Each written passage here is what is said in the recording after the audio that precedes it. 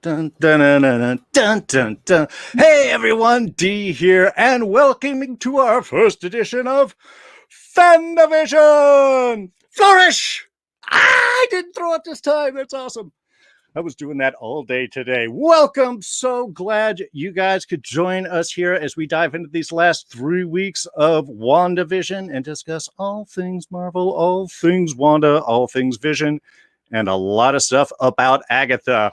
We will be rotating guests in over the next 3 weeks. Tonight, I am very, very happy to be joined by, well, evidently it was Alyssa all along. Alyssa right here. Say hello.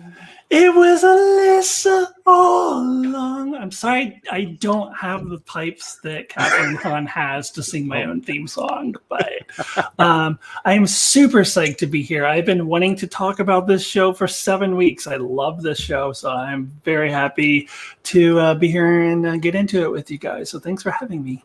Wonderful, wonderful. And of course, down below, we've got the man himself, Agent Williams, Mr. Don Willie. Greetings, everyone. Coming to you from the great beyond of somewhere. As you can see, I'm sporting the Eye of Agamotto, so we can get into the multiverse of madness.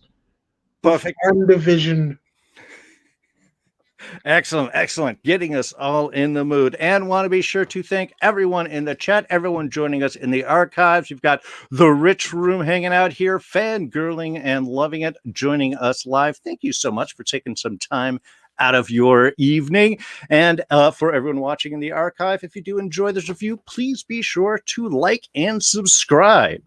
All right, so let's just dive into things real quick here. Our general thoughts overview. This was kind of a long accepted thing. This was pretty much the debut of Phase 4 for the MCU since Black Widow had gotten pushed and everything else, and COVID. So this was kind of a long time waiting for us to get back into Marvel storytelling, our characters. Let's start things off with you, Alyssa. What did you think about WandaVision so far and what they've been able to do?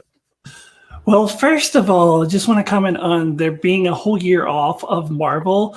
When the first episode of WandaVision hit and the little Marvel introduction comes on, dun, dun, dun, dun, dun, dun, dun, dun, dun, a little tear came in my eye. I was like, I can't believe we have Marvel back. Oh my God. So,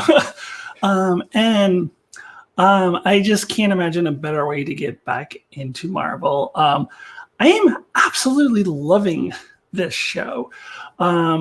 I really only have one complaint about it, and that's the format, which I'm sure we might get into.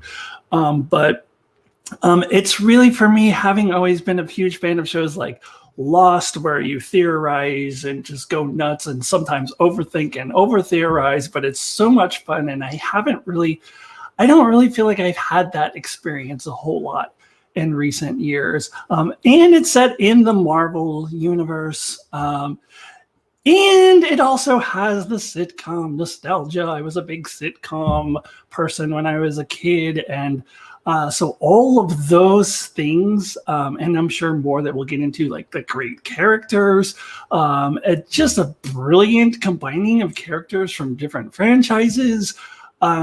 Just like everything about it so far, I am just absolutely loving it. And I just really can't wait for the final 2 episodes, unless they really drop the ball on it, which I feel like they're probably going to stick the landing, but don't want to get my hopes up too much. But I really feel like this is going to end up being one of the best things in the MCU so far, and that's saying a lot. So I'm really, really enjoying this.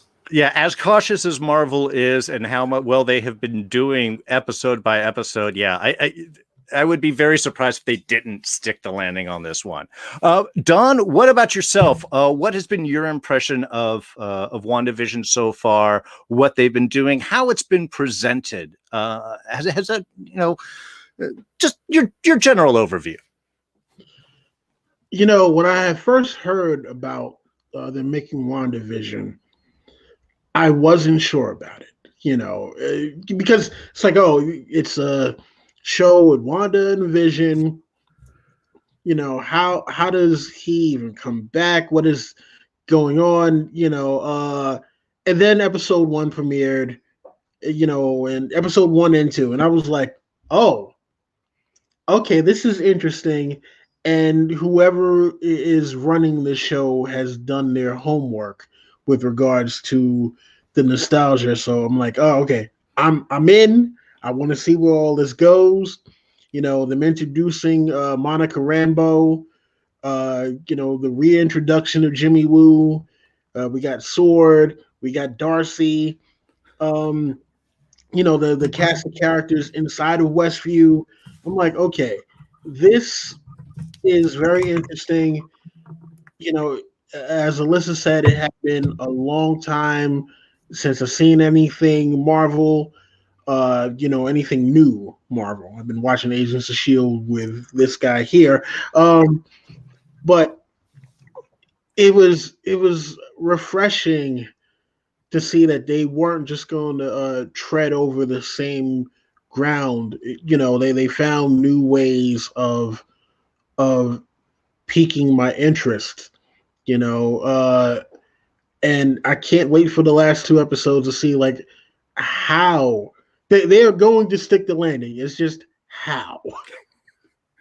I know that the fact that they can still keep us guessing which direction they're going to go with just a couple episodes left is a hallmark of good storytelling. Also, just want to mention joining us in the chat, Frank Cardinal and Devontae Smith jumping in.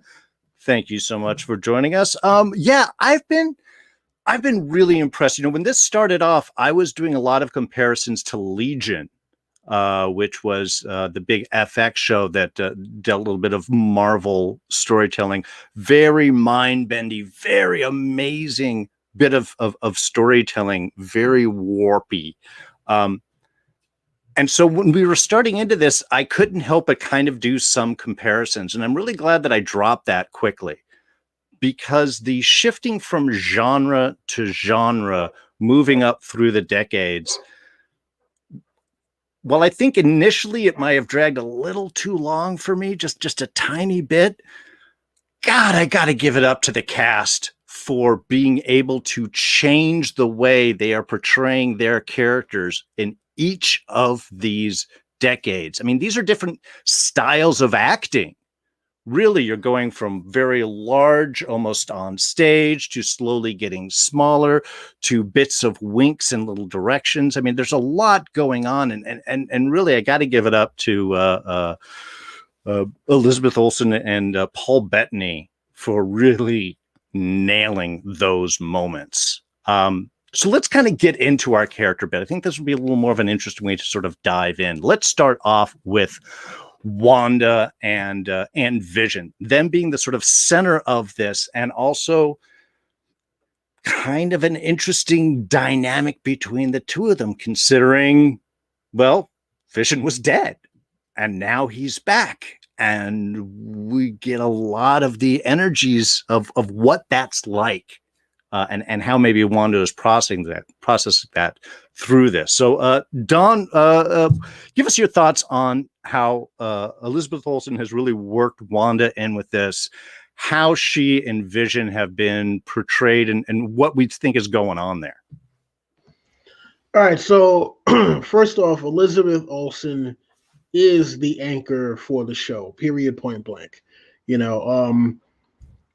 Had she not been able to hold down the role, this show wouldn't be able to work the wonders that it has so far. Because everything, I mean, like the commercial, like the Nexus commercial said, the world does revolve around her. So her being able to kind of capture the spirit of, especially like in the beginning of like the 1950s and 60s housewife who was like, yes, she's the housewife, but she really runs the show. That was the thing that, that kind of really cemented things, because it's like, all right, that even though Vision is the man here, it's Wanda who runs things. Right. And the progression through the different decades, you see it's like, no, Wanda is the one that is in control here. And I mean, like, come on, look, the Family Ties style episode where Vision confronts her about, yeah, I saw Norm today and I spoke to him, free of your oversight, and she's just like, he was like, oh, you can't control me like you do everybody else. She's like, can't I?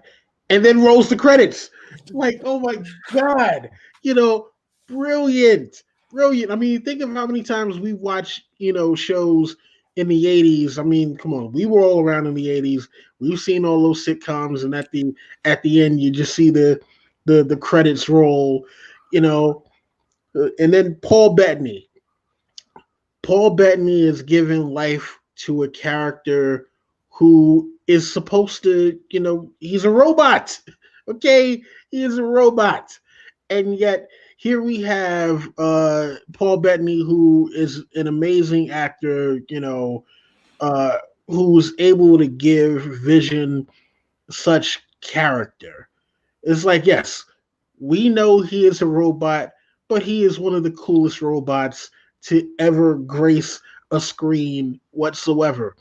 And the fact that you have him in this predicament where he doesn't know who he is, he's trying to fit into the world the best way that he can, but he's unraveling this mystery as it goes along, and he's still trying to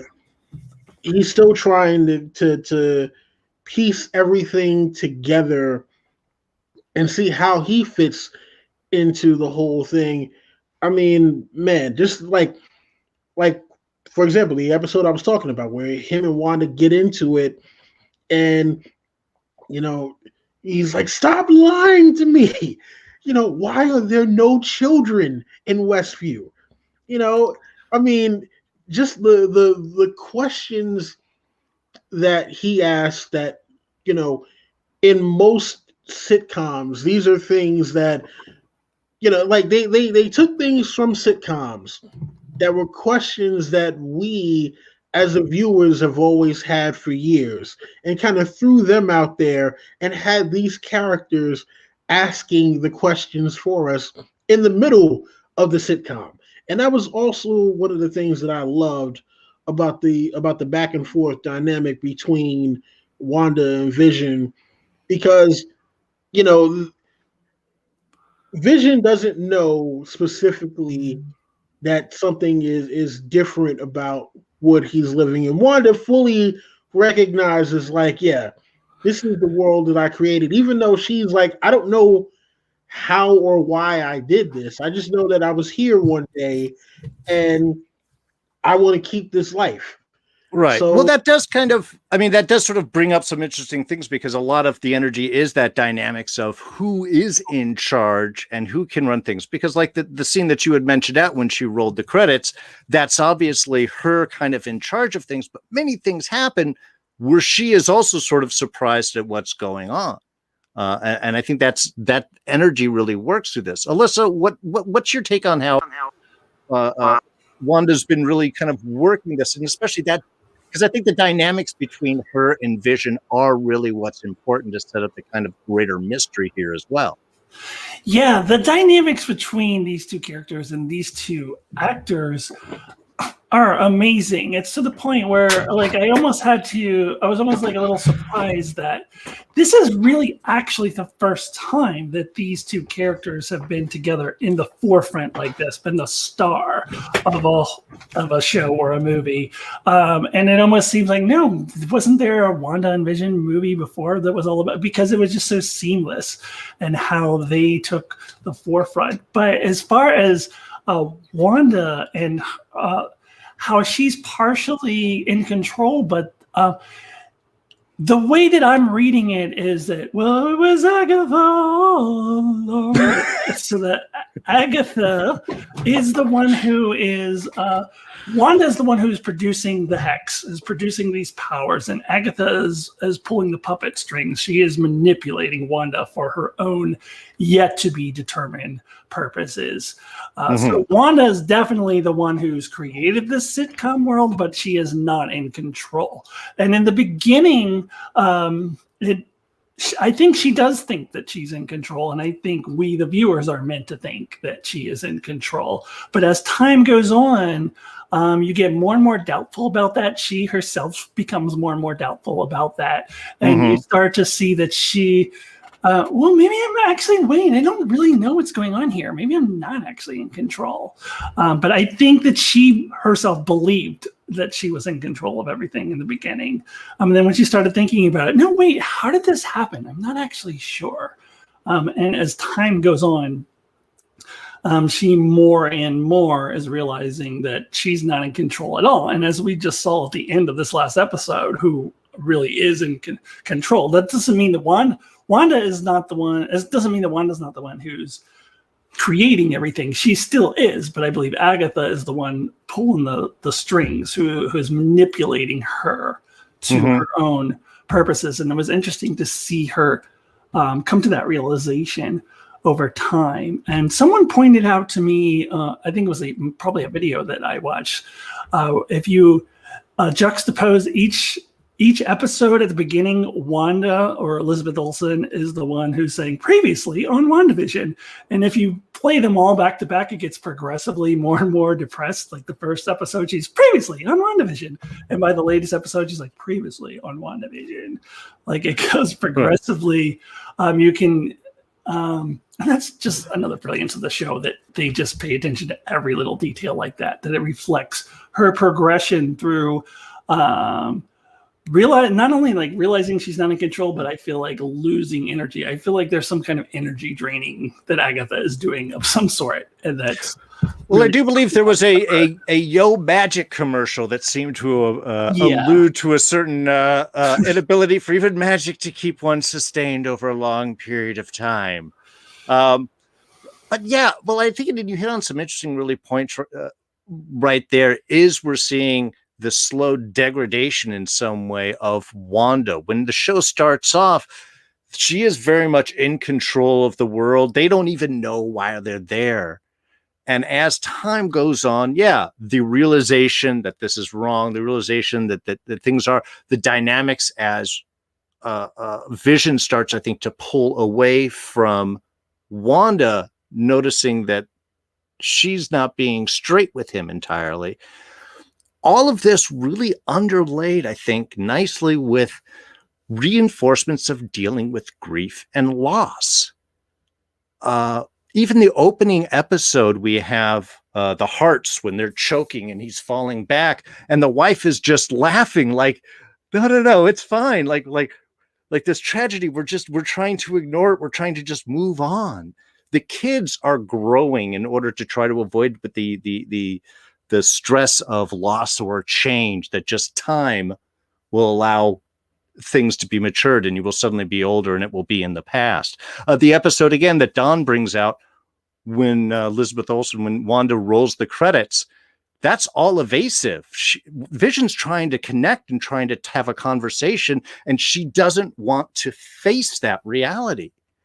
And I think that's one thing that really throughout the show is nice. It's like you were talking, Alyssa, in the opening credits or the opening bits, if you do the previously on, each episode you are seeing this frustration with dealing with this and the complications that go on with just trying to push it away and not face reality. And I think that's something that really keeps a real interesting. Whenever they layer stuff like that, it always kind of blows me away.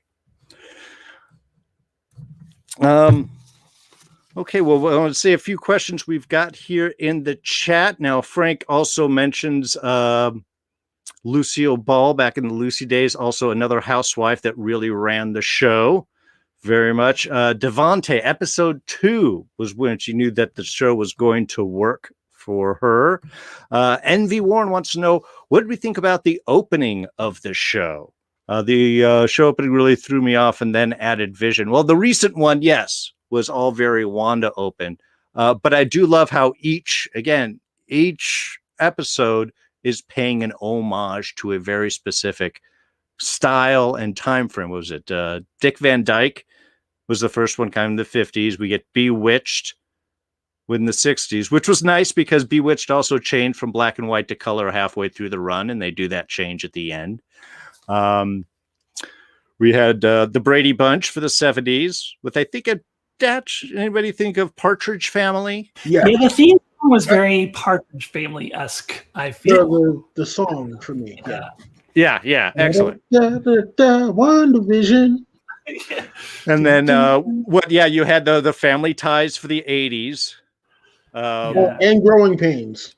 Growing Pains. Growing Pains, and also a touch of Full House, which is really late 80s, early 90s. But sure. In the opening credits, they do the same exact thing in Full House where they're all running down on the lawn and the camera just kind of zooms all over the family. Like that's directly out of Full House. Yeah. And then what was it? Malcolm in the Middle for 90s, and then Modern Family, I guess, has been the 2000s one that they did with the most recent. Modern Family and The Office. The Office was the theme song was Office-y. Very much, yeah. Office-y. So I kind of love how they're playing homage to all of these very specific styles, and again, really nailing the storytelling on each one.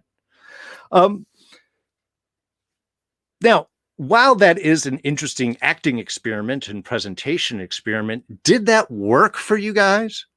The changes in decades, was that something that you felt kind of worked for you? Did it throw you off? Did you see it as more of just kind of entertainment, or did you see it as kind of dealing with anything very specific? Alyssa, let's start off with you there.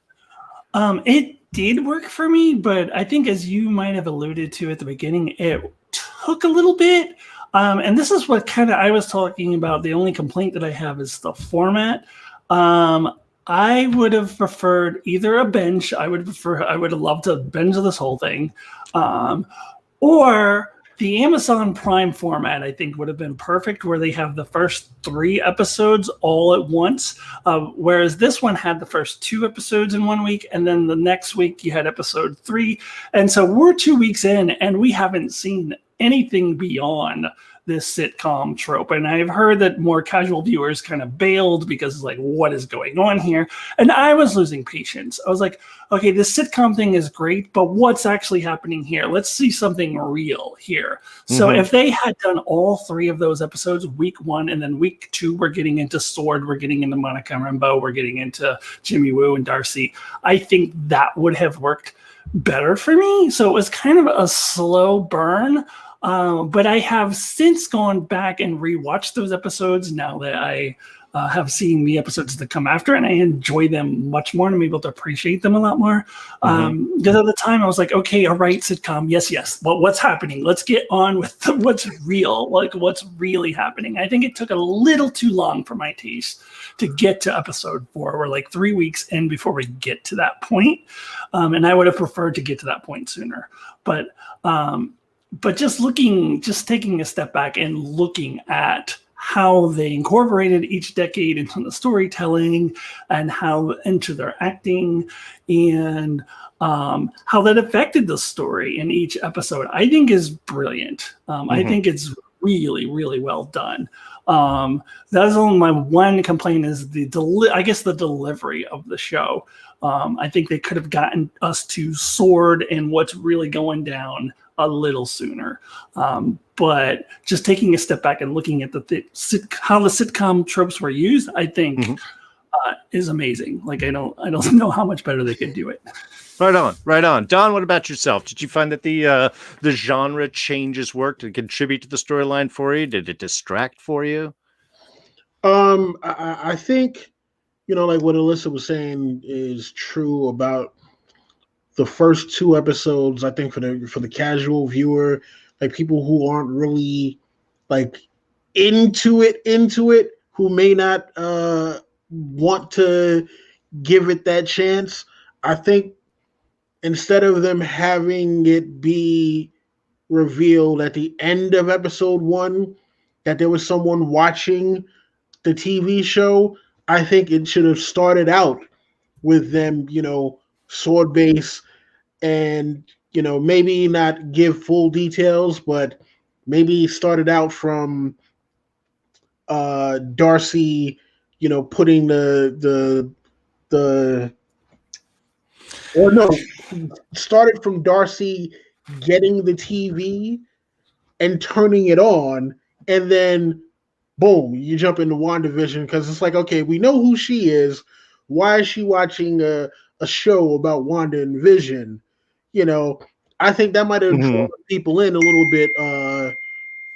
bit sooner, you know, and might have got them to I'm sorry, you know, I got people texting me now. Why are you texting me? Phones, people, there are. Actually, we have no rules here. Who am I kidding? Yeah, so I think that's one of those things where it might have helped people to. Are you serious? I put it off. Okay, so I think it might have helped to. You got to be kidding me! That's just okay. Now we've got a thing. I put the phone in airplane mode.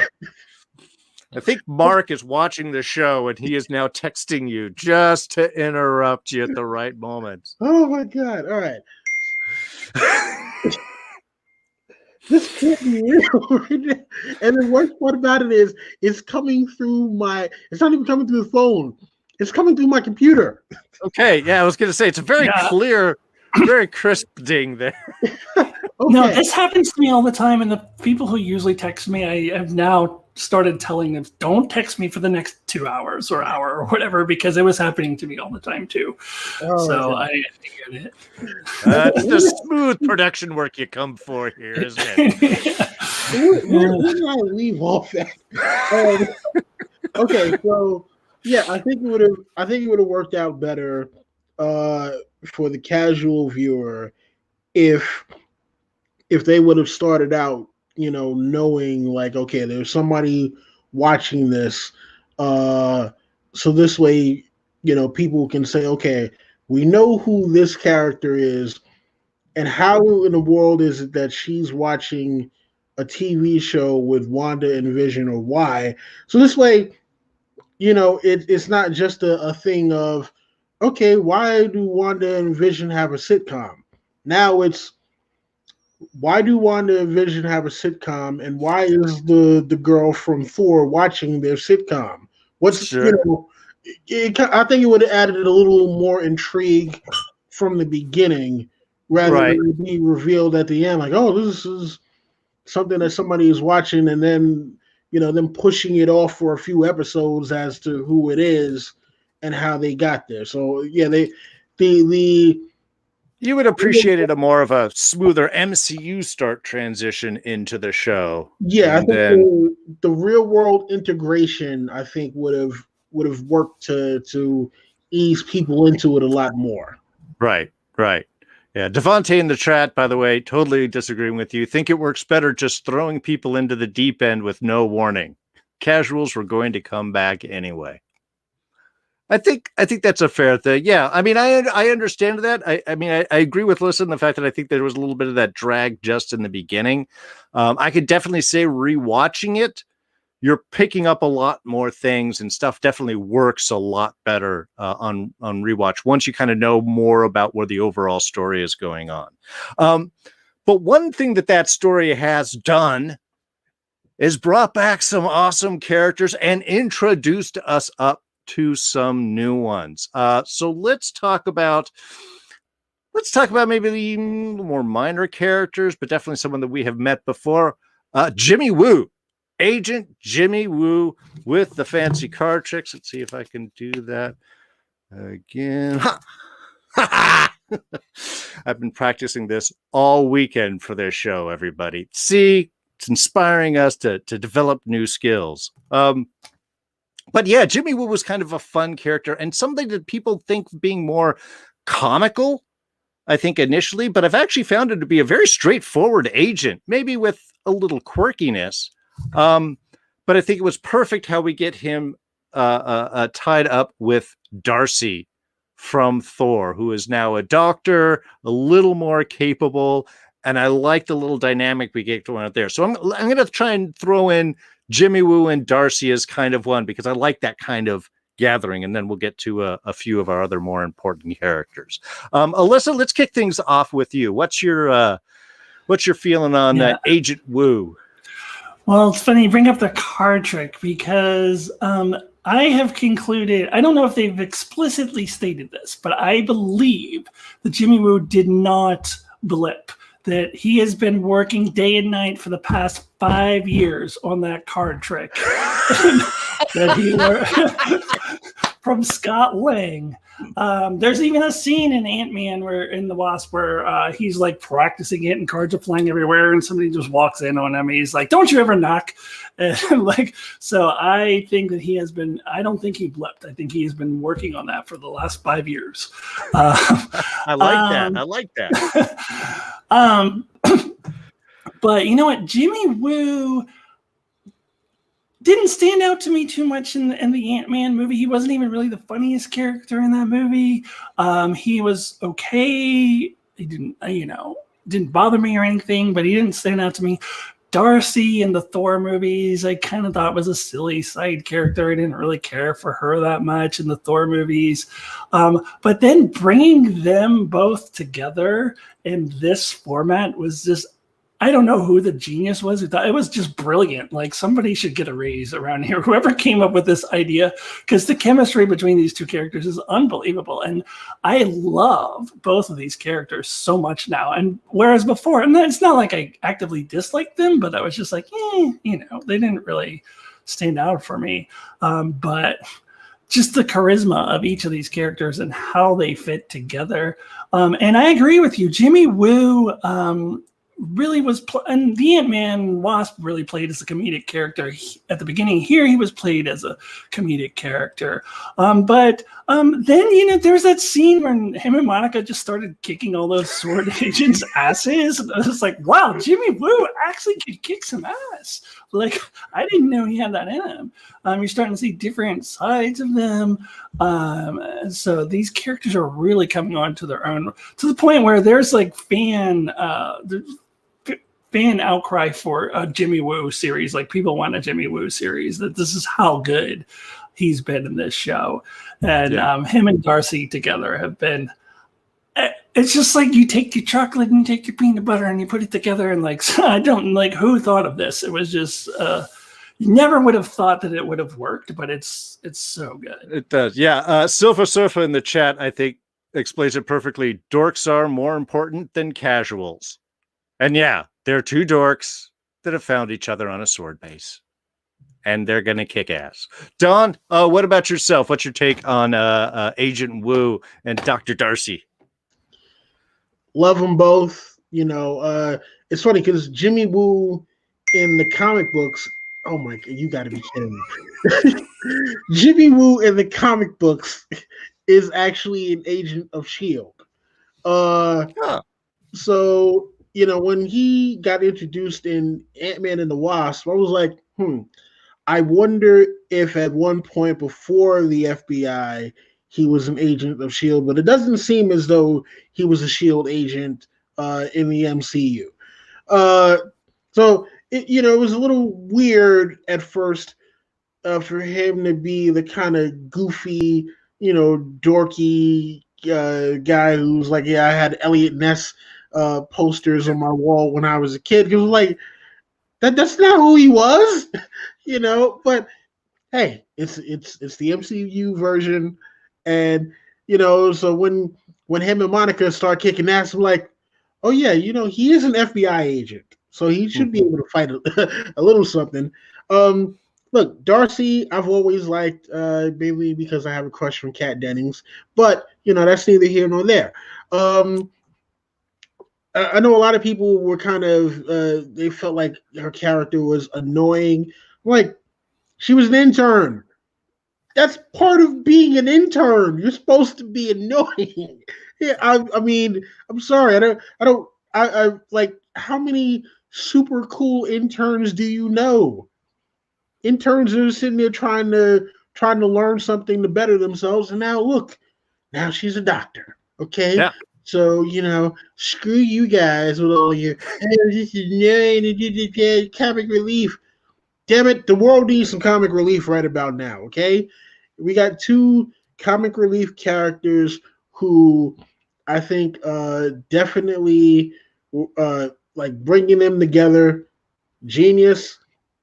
And yeah, who knows? Maybe we will get, the Jimmy Woo and Darcy Lewis X-Files kind of thing going on there with occasional appearances from Monica Rambeau. Well, let's talk about Monica Rambeau then. Perfect transition. Thank you, Don. The birth of a superhero we got in this episode in an awesome and amazing way for a character that honestly got one of the best intros ever with the unsnapping. I could gush for the next 20 minutes about that kind of that transition and that way of bringing us into post-snap world and reintroducing us to Monica now as an adult, and then her whole journey of loss and identifying with what Wanda has been going through. Don, Monica Rambeau. Her mom was Photon. I don't know what they're going to end up calling her, but what did you think about, especially her as a character and kind of the real world drive for us, the human connection with what Wanda is going through? So yeah, like you said, an amazing intro to a new character. When she, is first rematerializing, and you're hearing like the little stuff from Captain Marvel in there, and then she's, trying to find out what happened to her mom. Like, this is a way more serious side of the unsnapping, or whatever you like to call it, that we've seen. Because remember, this is happening during the battle with Thanos, right? So as Captain America, Iron Man, and Thor are fighting against Thanos after the Avengers base has just been blown to bits. Doctor Strange is hopping around the universe and around Earth trying to gather up everyone to fight Thanos in upstate New York. And elsewhere around the world, a couple billion people are rematerializing. And all we got of that so far was just, the kind of comedic thing in Spider-Man Homecoming. I mean, not Far From Home. We got the comedic thing in Spider-Man Far From Home, but this, kind of shows like the dramatic side of, how people might have been dealing with this. So I love the fact that they brought that in there. But, it's like we know she has some issue with Carol Danvers. Not exactly sure what that is. She's trying to reacclimate herself to a world that she's been gone from for 5 years. And in the middle of all of this, now she has to fight an Avenger that, that in her mind has become a rogue, but she's trying to understand her. And, after all of this, somehow she's gained superpowers, which we still don't know how she's going to be able to use them just yet. But I'm excited to see how it goes.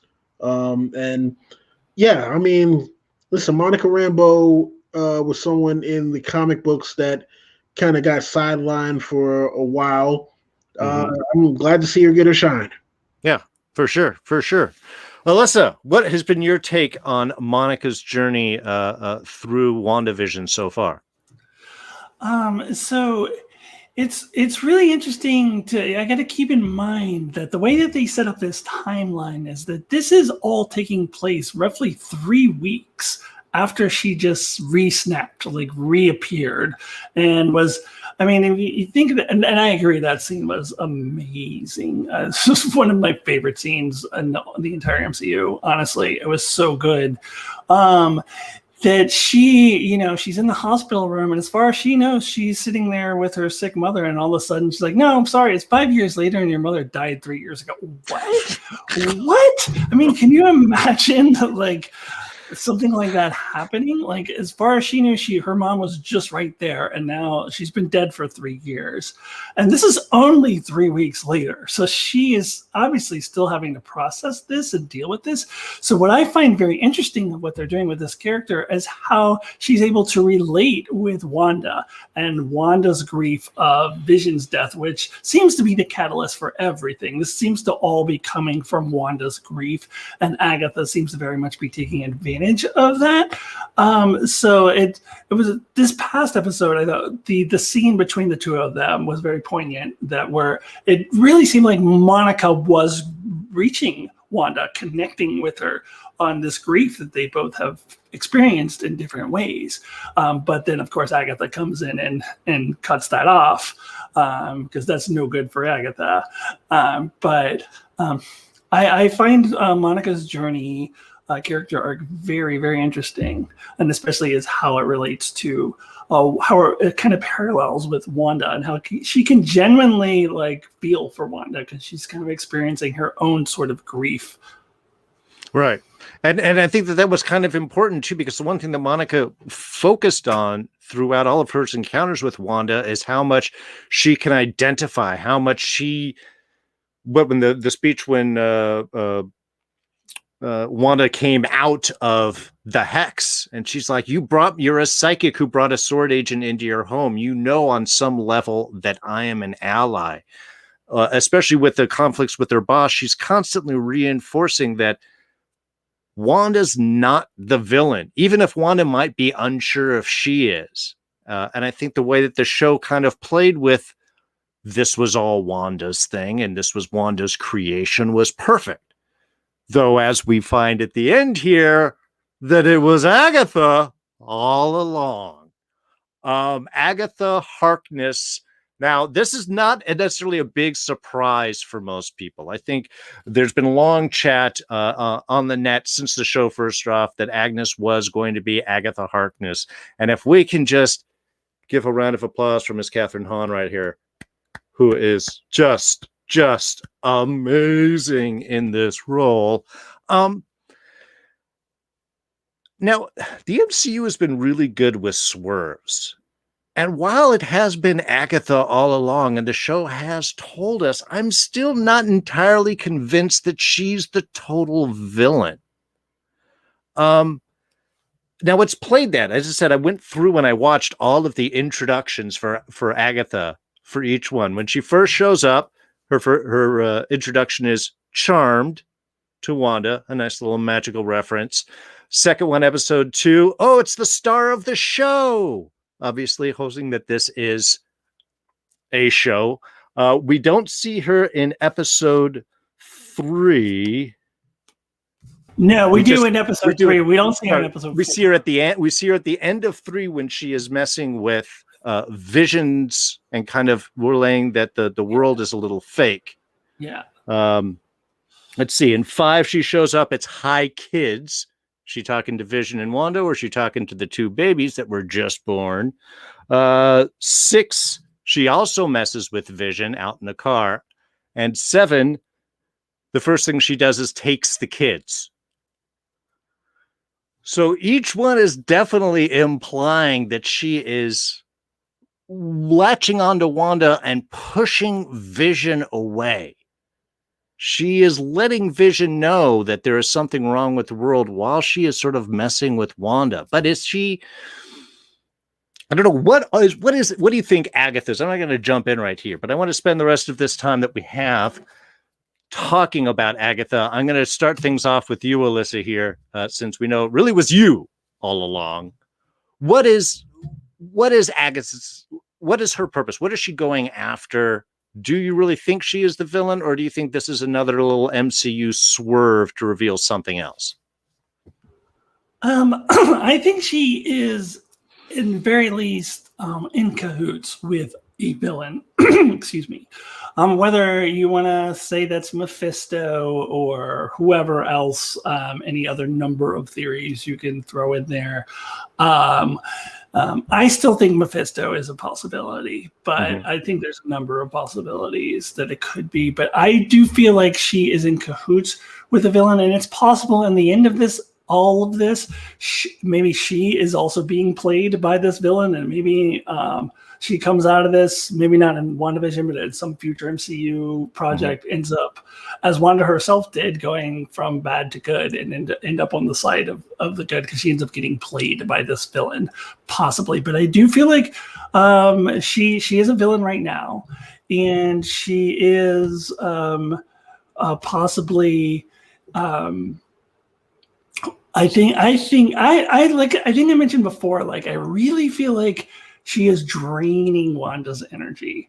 And I also feel that the kids are important somehow. So I think the kids, well, and I know in the comics they were like created as parts of Mephisto's soul or something like that. So whether or not it's Mephisto, I do think it's something similar to where the kids were intentionally created for some greater purpose. So the kids are very important. They disappeared at the end of the episode, so we don't know where they are. So they were very crucial to Agatha's plan, whatever that is. And also she is using Wanda for her energy, I think. And I think she wanted Wanda to expand the hex so that Wanda could use up more energy. I think she's becoming more powerful, or the whatever unnamed villain she's working with is becoming more powerful. Or it could be a thing like I've heard theories around where she's trying to summon a villain back from another dimension or whatever, so that they can come to Earth.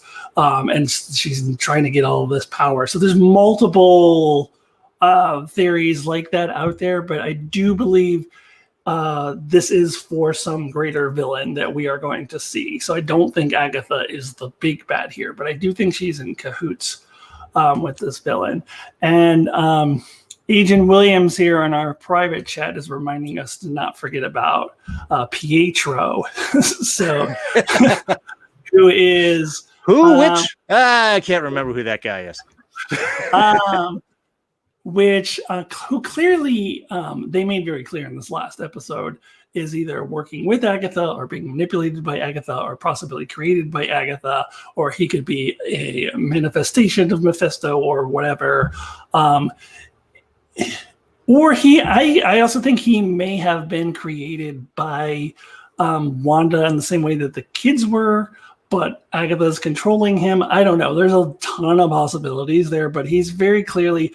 He is not the Quicksilver directly pulled out of the X-Men Fox universe. Well, that was my question. Do you think that maybe he is literally just cast, that this is just some guy that lives in the town and he has just gotten his body sort of being used to play Pietro?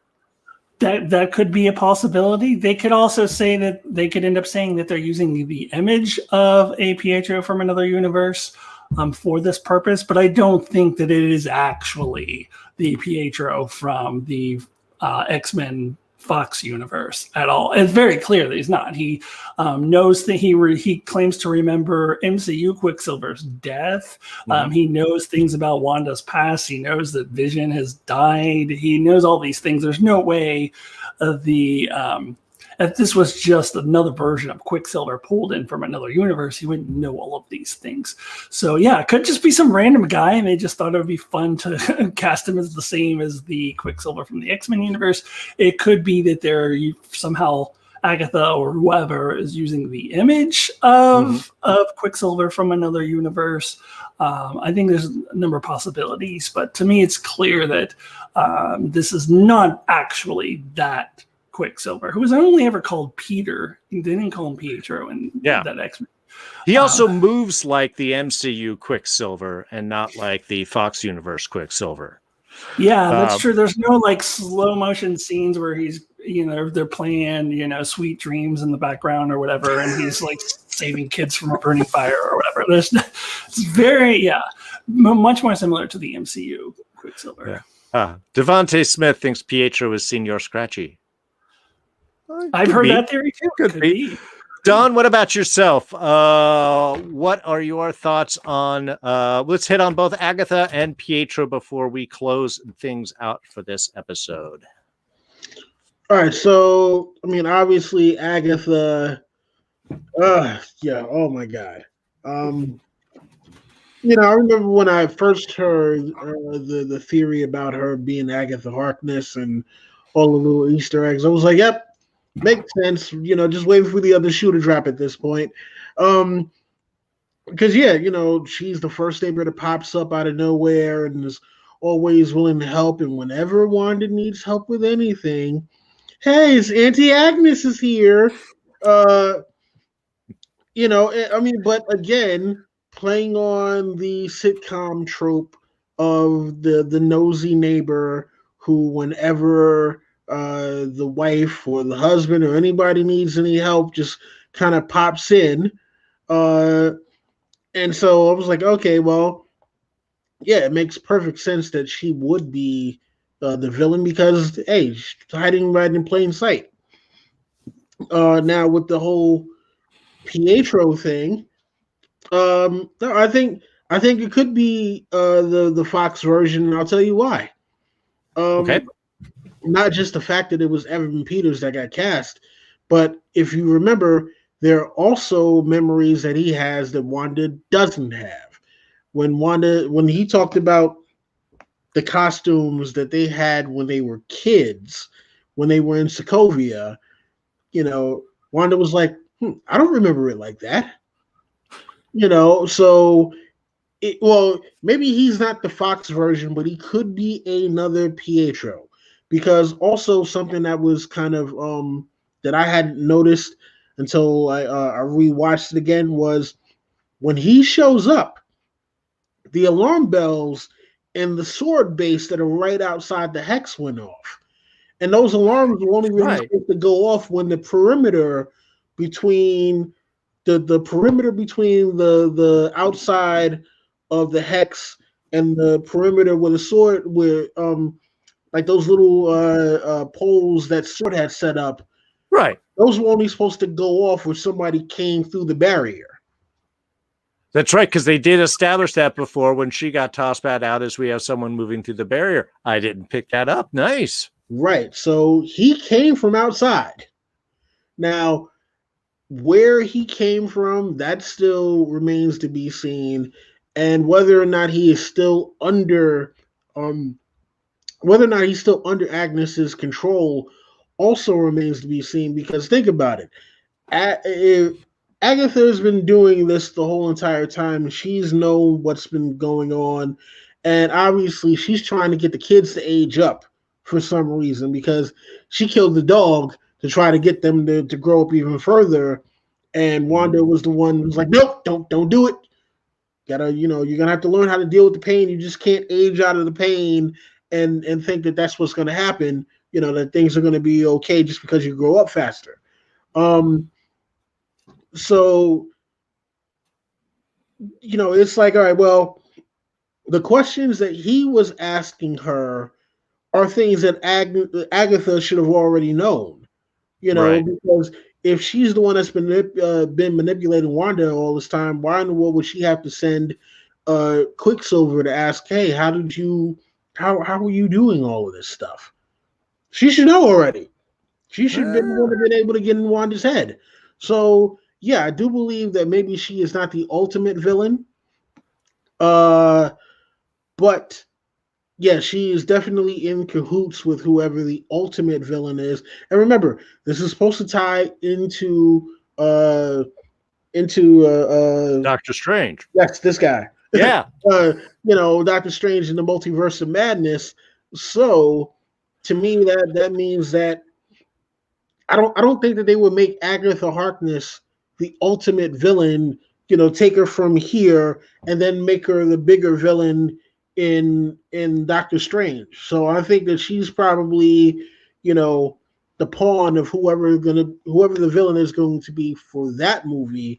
But then also too, if if the rumors are true about this tying into the next Spider-Man movie, like I don't know if the Spider-Man movie is supposed to bookend all of this, or if the Spider-Man movie is supposed to take place, tangentially or somewhere, because Spider-Man Far From Home, the bulk of it takes place about like 7 months after all of this. Yeah. So it's hard to tell what Spider-Man movies are doing with Sony kind of having their own plan, messing things up there. So yeah. So look, obviously, everyone, there is a lot of characters. There's a lot more that we can get into on this, but we just wanted to kind of sum up a lot of the stories so far. But there are a lot of bigger questions. I think Agent Wu actually puts them out perfectly. Why is this a TV signal? Who is watching it? Who is it for? Why? Who is editing it? What is the basis of all of these? Is Agatha causing it? Is she sucking things dry? Is that book that we saw inside of her basement, is that the Darkhold? Though it looks a little different than when we saw in Agents of S.H.I.E.L.D. Is this something else? Is that a draw from her? Is she trying to protect? There's a lot of questions. There's a lot of speculation. There's a lot of theories. Yeah. And those are going to have to wait until next week's episode when we dive into a bit more of the theories, the speculation, the deeper insights into, and we're going to have artist Harry Huddleston joining us, as well as our very own Agent Corey Shoemaker going to be in the chat there. So please join us next week, Tuesday again, 6 p.m. Pacific. I want to thank Alyssa and Dawn for joining us, joining me in this discussion. Alyssa, any last little thoughts, and where can people find you? Thank you, Darren, so much for having me on. This was really, really fun. And I just wanted to add really quickly to what you were saying, is it also, why was it dead air this last episode? They said it was dead air. Like Wanda was still filming a sitcom, but nobody could see it. So that's another mystery that I have. So yeah, I don't actually have much going on other than occasionally popping up in these discussions. You can find me here occasionally. You'll find me on Enchantment of Eternity, which is my brother's channel, doing discussions with him. So I'm out and about right now. I have my own channel launching probably in August or September-ish. But thank you so much. It was good to be here. Wonderful. Thanks for joining, Alyssa. Don, you got any last final thoughts, and where can people find you? Well, yeah, listen, first off, thank you for having me for this one. As always, you can find me with this guy right here doing Fans of S.H.I.E.L.D. We're going to be doing Agent Carter Season 2 in about a week or so. A couple weeks on the 16th of March. There you go. And also find me at my channel, Don of Ice and Fire. And also you can find me on Twitter at iDonWillie, spelled IDONWILLI. Darren, take it away. Excellent. Well, again, thank you so much, everyone joining us in the chat, everyone joining us in the archive. We will see you next week, and flourish! Take care.